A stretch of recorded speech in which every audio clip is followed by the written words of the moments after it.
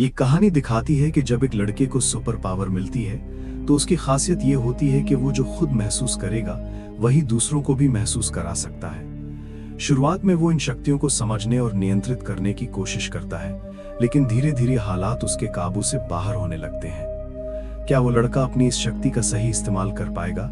ये जानने के लिए इस वीडियो में बने रहिए। कहानी की शुरुआत होती है और हमें एक बूढ़ा आदमी नजर आता है जो एक कब्र के पास होता है। वो वहां किसी तरह का अनुष्ठान कर रहा होता है। इसी दौरान अचानक उसे एक जोरदार झटका लगता है जिससे वो दूर जाकर गिरता है। जब वो दोबारा उठता है तो उसे एहसास होता है कि उसका अनुष्ठान पूरा हो चुका है और उसे शक्तियां मिल चुकी हैं। अब सीन बदलता है और हम इस फिल्म के मुख्य किरदार कैली को देखते हैं। दरअसल कैली को एक अजीब बीमारी होती है जिसमें वो कागज खाने की आदत से ग्रस्त होता है। इस समय वो खरीदारी करने के लिए एक दुकान पर आया होता है। वहीं उसे उसके कुछ क्लासमेट मिल जाते हैं। वे कैली का मजाक उड़ाने लगते हैं। इसी दौरान वहां उसकी बचपन की दो दोस्त डोमिनी आ जाती है। वो उन लड़कों को रोकने की कोशिश करती है, लेकिन वे और ज्यादा गुस्सा हो जाते हैं और कैली को उठाकर कचरे के डिब्बे में फेंक देते हैं। तभी डोमिनी हिम्मत दिखाती है और उन लड़कों को वहां से भगा देती है। अब कैली के साथ जो भी हुआ उसके लिए डोमिनी काफी परेशान हो जाती है। वो उससे कहती है, मैं तुम्हें स्कूल तक लिफ्ट दे सकती हूँ, लेकिन डोमिनी की दोस्त उसे ऐसा करने से मना कर देती है। उनका कहना होता है कि कैली अभी अभी कचरे में गिरा था और वे अपनी गाड़ी में गंदगी नहीं चाहती थी। इसके बाद जब कैली स्कूल पहुंचता है तो उसकी कचरे में फेंके जाने की वीडियो वायरल हो चुकी होती है। स्कूल में हर कोई उसका मजाक उड़ा रहा होता है। घर लौटने पर उसकी माँ उससे पूछती है, आज तुम्हारा दिन कैसा गया? इस पर कैली जवाब देता है, आज मेरी डोमिनी से बात हुई। उसकी माँ मुस्कुराते हुए कहती है, तुम दोनों अच्छे दोस्त हो और तुम्हें उसे डेट पर चलने के लिए कहना चाहिए। और शायद डोमिनी भी कैली को पसंद करने लगी थी। इसके बाद हमें उस कब्र का दृश्य दिखाया जाता है जहां बूढ़े आदमी को शक्तियां मिली थी। वहां एक आदमी आता है जिसका नाम रिडल होता है। दरअसल ये सभी शक्तियां उसके पूर्वजों की थीं और उसका काम उन शक्तियों को आकर्षित करना था। दूसरी तरफ कैली को दिखाया जाता है जो अपनी कागज खाने की आदत की वजह से बीमार पड़ने लगा था। उसकी माँ इस आदत को लेकर चिंतित थी, इसलिए उन्होंने एक डॉक्टर को बुलाया था। डॉक्टर उनकी माँ से कहता है, शायद इसे कोई मानसिक समस्या है, क्योंकि तुम्हारे घर में कोई पुरुष नहीं है, इसलिए ये इस तरह की हरकतें कर रहा है। असल में वो डॉक्टर कैली की माँ को पसंद करता था और इस वजह से बार बार उन्हें प्रभावित करने की कोशिश करता था। दूसरी तरफ हमें एक बूढ़ा आदमी दिखाया जाता है जिसका नाम पफलेगर होता है। वो लोगों को इकट्ठा करके बता रहा होता है, मेरे अंदर बहुत सारी शक्तियां हैं और मैं तुम सभी को अच्छा महसूस करा सकता हूँ। इसी दौरान वहां एक बुजुर्ग औरत आती है जो ठीक से चल नहीं पा रही होती। उसके पैर में बहुत दर्द होता है। वो पफलेगर के पास जाती है और वो बूढ़ा आदमी उसके सारे दर्द को अपने अंदर खींच लेता है। ये देखकर सभी लोग उसकी तारीफ करने लगते हैं। वहीं कैली की माँ भी ये सब देख रही होती है। उसे लगता है कि शायद पफलेगर कैली की मदद कर सकता है, इसलिए वो उसे अपने घर आने का न्योता देती है। दूसरी तरफ रिडल भी इन घटनाओं को गौर से देख रहा होता है। वो पफलेगर के पास जाता है और कहता है, जो शक्तियां तुम्हारे पास हैं वे तुम्हारे लिए खतरनाक साबित हो सकती हैं। ये सारी शक्तियां मेरे पूर्वजों की थीं और तुम्हें इन्हें मुझे लौटा देना चाहिए। लेकिन पफलेगर हंसते हुए जवाब देता है, मुझे शक्ति का मजा आ रहा है और मैं इन्हें तुम्हें कभी वापस नहीं दूंगा। इसके बाद पफलेगर कैली के घर जाता है। जैसे ही वो कैली को छूता है उसे तेज सिर दर्द महसूस होने लगता है। जब वो दोबारा कैली को छूता है तो अचानक से उसका दर्द बढ़ जाता है और इसी वजह से उसकी मौत हो जाती है। पफलेगर की मौत के बाद कैली अचानक से अच्छा महसूस करने लगता है, क्योंकि अब पफलेगर की सारी शक्तियां उसके अंदर आ चुकी थीं।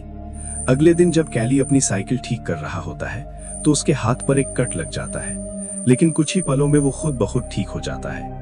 ये देखकर कैली समझ जाता है कि उसके अंदर कुछ खास शक्तियां आ चुकी हैं। उधर कैली की माँ अपनी नाइट शिफ्ट पर जाने के लिए तैयार हो रही होती है, लेकिन उसे बहुत थकान महसूस हो रही होती है। तभी जब कैली उसे गले लगाता है तो उसकी सारी थकान अचानक गायब हो जाती है और वो भी तरोताजा महसूस करने लगती है। इसके बाद कैली टाउन में आता है और यहाँ पर उसकी मुलाकात डोमिनी और उसकी दोस्त एली से होती है। डोमिनी उसे देखकर कहती है, तुम तो आज कुछ अलग ही लग रहे हो। फिर वो कैली से कहती है, कल तुम्हारे साथ जो हुआ मैंने उसके बारे में सुना। तभी पीछे से रॉकी आता है और फिर से कैली को परेशान करने लगता है। वो गुस्से में आकर कैली के पेट पर मुक्का मारता है, लेकिन इससे कैली को कोई असर नहीं होता। उल्टा रॉकी को खुद ही चोट लग जाती है। यानी अब अगर कोई भी कैली को चोट पहुंचाने की कोशिश करेगा तो चोट उसी को वापस लगेगी। ये देखकर रॉकी और भी ज्यादा गुस्सा हो जाता है और कैली के चेहरे पर मुक्का मारने की कोशिश करता है। लेकिन फिर से उसे खुद ही चोट लग जाती है। जब कैली ये सब देखता है तो वो बहुत खुश हो जाता है। वो रॉकी से मजाक में कहता है, भाई जब तुम्हारा मन करे तब तुम मुझे मार सकते हो। ये सुनकर रॉकी गुस्से में वहां से भाग जाता है। घर जाते वक्त कैली एक जॉब की वैकेंसी देखता है और वो नौकरी ज्वाइन कर लेता है। रात में वो बहुत खुश होता है और अपनी माँ को सारी बातें बताता है।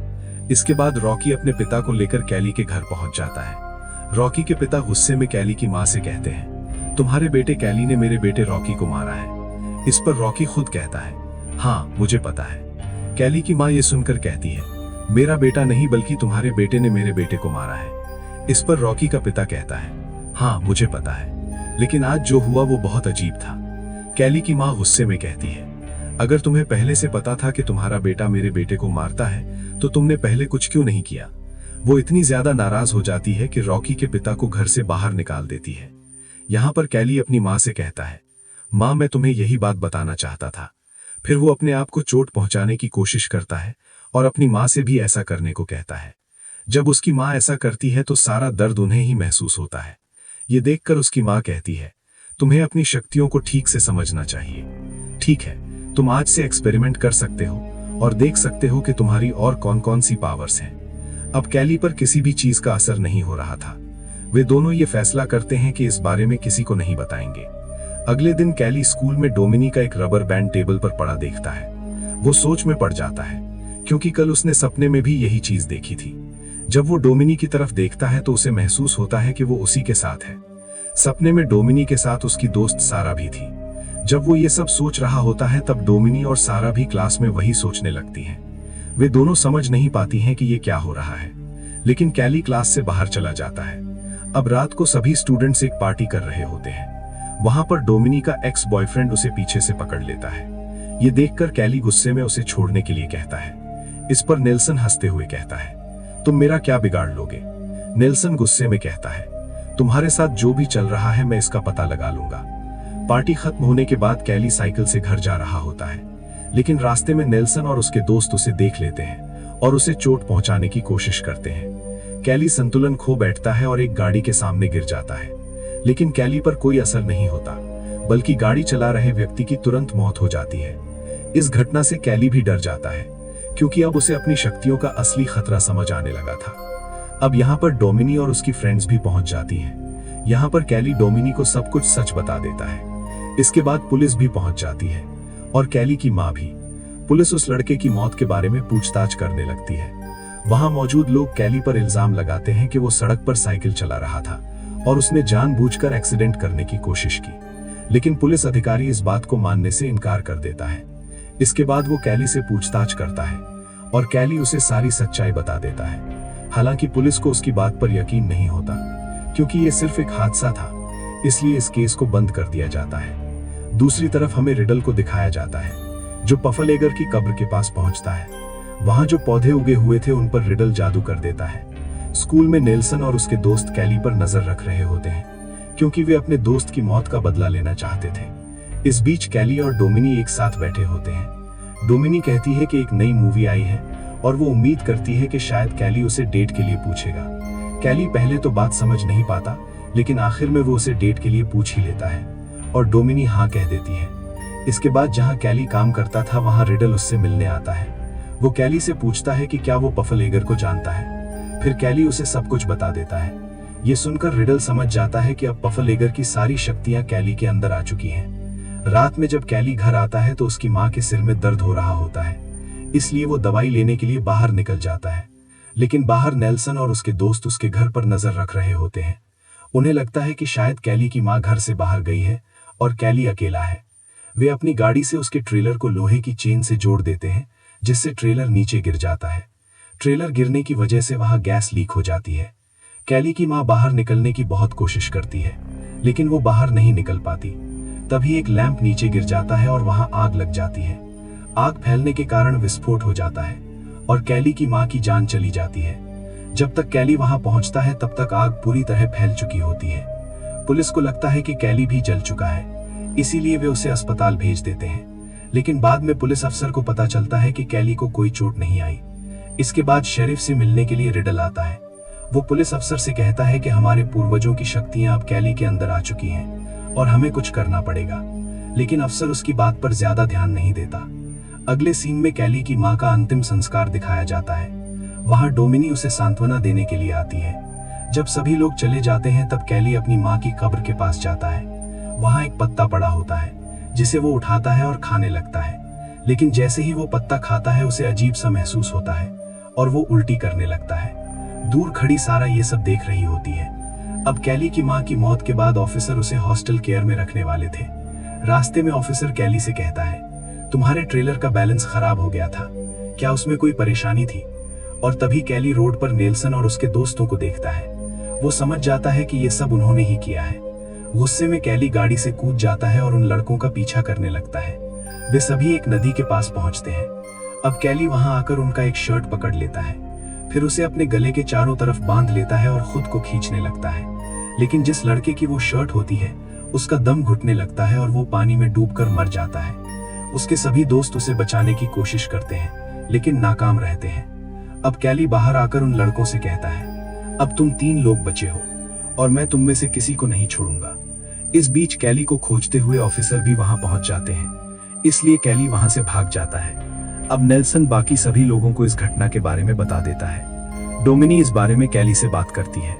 उसे लगता है कि कैली कभी भी किसी की जान नहीं ले सकता।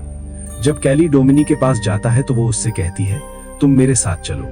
फिर कैली डोमिनी को सब कुछ सच बता देता है। डोमिनी कहती है, तुम इस तरह से किसी को नहीं मार सकते। अगर तुम्हारी माँ जिंदा होती तो वो ऐसा कभी नहीं चाहती। कोई ना कोई तरीका जरूर होगा जिससे वे खुद तुम्हारी बात मान लेंगे। इस बात पर कैली मान जाता है। अब अगले दिन क्लास चल रही होती है, तब वहां कैली पहुंच जाता है। वो नेल्सन के सभी दोस्तों का मजाक उड़ाने लगता है। अब उनका एक दोस्त कैली पर हमला करने वाला होता है, लेकिन नेल्सन उसे रोक लेता है। इसलिए अब वो कैली को और ज्यादा उकसाने लगता है। जब ये लोग केमिस्ट्री लैब में होते हैं तब नेल्सन का एक दोस्त कैली पर एसिड फेंक देता है, लेकिन गलती से एसिड उसके अपने दोस्त के चेहरे पर गिर जाता है, जिससे उसका चेहरा जल जाता है और तुरंत उसकी जान चली जाती है। अब यहाँ पर डोमिनी कैली पर बहुत ज्यादा गुस्सा हो जाती है, इसलिए कैली वहां से चला जाता है। रात में सारा नेल्सन